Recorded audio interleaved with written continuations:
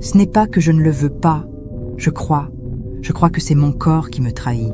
Mais un jour, j'y arriverai. » Son mari serra sa main avec tendresse.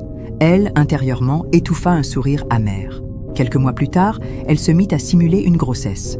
Elle se plaignait de nausées, ralentissait ses gestes, gonflait son ventre sous ses vêtements. Le mari, ému, la couvait du regard, caressait son ventre en disant « Enfin, nous allons avoir notre enfant. » Mais au moment où ses soupçons auraient pu naître, Berena annonçait une fausse couche. Elle se roulait dans les draps, tachait le lit de sang préparé, hurlait comme une femme brisée. Le mari, bouleversé, la prenait dans ses bras et l'implorait de ne pas perdre espoir. Ainsi, le cycle se répéta, fausse grossesse, puis fausse couche. Chaque fois, l'homme restait, attaché davantage par la compassion que par l'amour. Et Berena gardait sa place. Mais les illusions ne s'arrêtaient pas au foyer.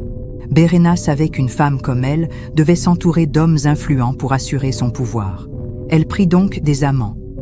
Pas par désir, mais par calcul.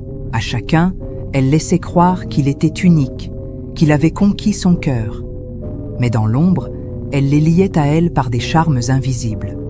Une poudre soufflée dans leur boisson, un parfum glissé dans leur lit.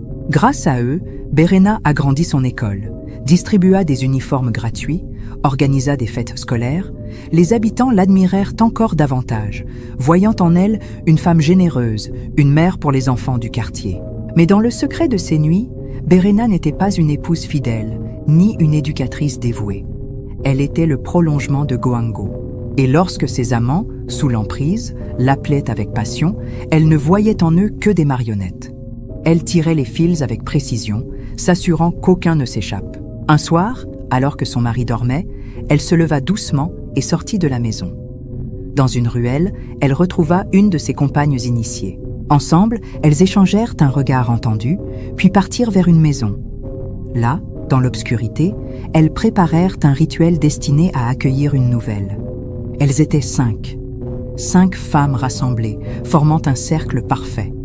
Ce n'était pas un repas partagé, ce n'était pas une réunion de femmes ordinaires. Au centre, une enfant était agenouillée.